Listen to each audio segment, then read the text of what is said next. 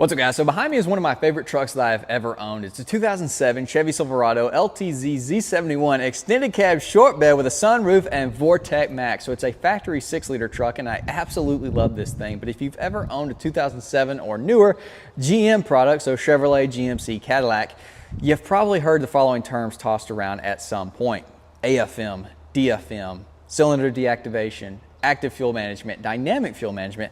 All of these are terms referring to the new system that was implemented in this truck right here. 2007.5 got the new body style as well as this engine upgrade, basically to please the 3-letter overlords so that the truck actually gets better fuel economy on paper, at least, because I don't think it actually in real world does anything. But basically in this first generation of AFM, it had 4 specific cylinders that it could turn off, just not fire, and put it in V4 mode. So under very light throttle input, you would be using 4 cylinders instead of 8 cylinders, theoretically saving yourself gas. The system is far from good, and honestly, it has plagued these trucks ever since this truck came out, even new trucks, because here's my 21 with a 6.2 in dynamic fuel management. 5,177 miles.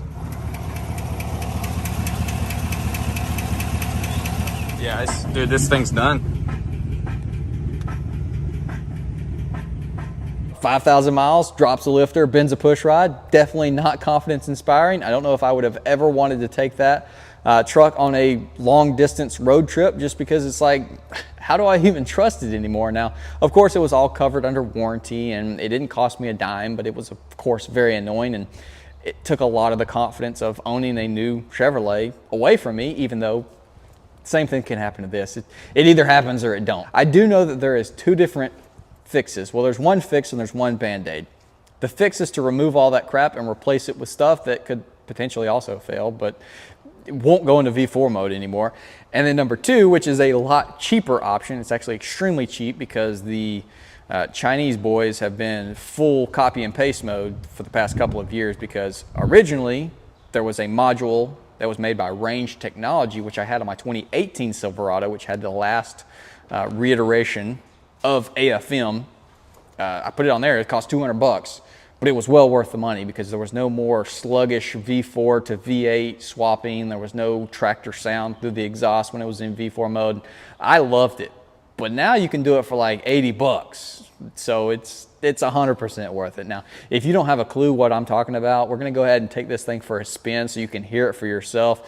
It's pretty good in this, believe it or not, better in here than I have felt in other trucks that were newer with maybe a little bit more miles, but it's pretty smooth transition wise, but with the exhaust, you can definitely hear it.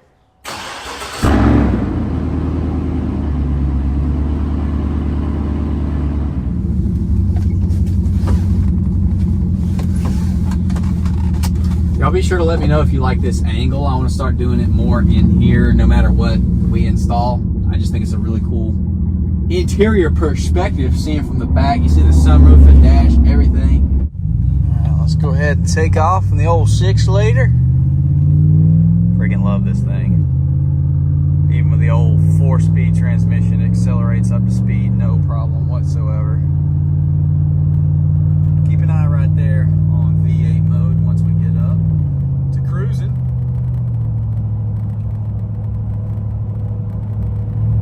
There it is, V4 mode. So hopefully y'all can hear over the wind and my tires, it swapping back and forth. It's extremely annoying. Now you can see the MPG jump that it supposedly does. Whether or not that's true and whether or not it stays in it long enough to do anything is definitely up for debate. And in the later years after 2018, they actually removed the option of being able to see whether or not it's in V4 or V8. Probably because if it's out of sight, it's out of mind. This is definitely a very smooth representation. Not really the word I'm looking for, but this truck goes in and out very smooth, and if it didn't have an exhaust, you probably wouldn't notice it. Some of the other trucks I've driven, especially my 2018 Silverado, you could definitely feel it going in between the two. And then once we did exhaust, true dual catback specifically on that truck, it was very, very apparent tractor in V4 mode. And it's kind of weird that this one is smoother swapping between than that one, which was a brand new truck with the latest and greatest of AFM. Holy crap, the sun is wrecking me.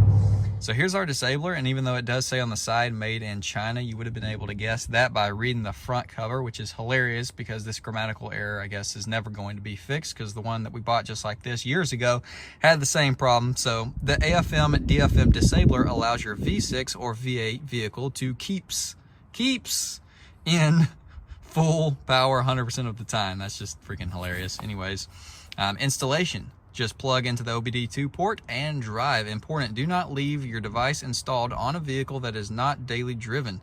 Unplug device if your vehicle will not be driven for a few days. There may be a draw on the battery in some vehicles. So yes, this definitely can, on certain vehicles, draw your battery down. Now, I never had an issue with my 2018 Silverado with the range device.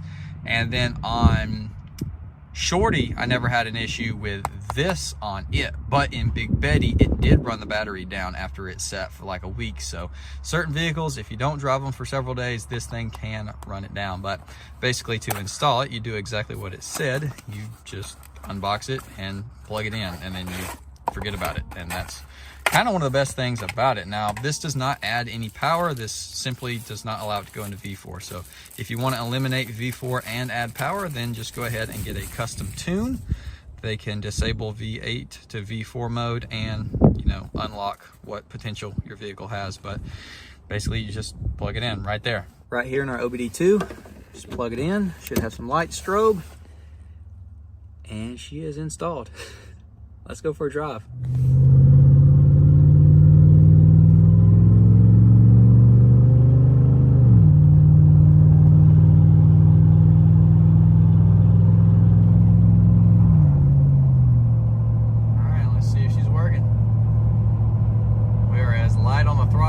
Possibly could get, and she is sticking in V8 mode. Now, there's also been quite a few comments on previous videos asking, can you unplug it while driving down the road?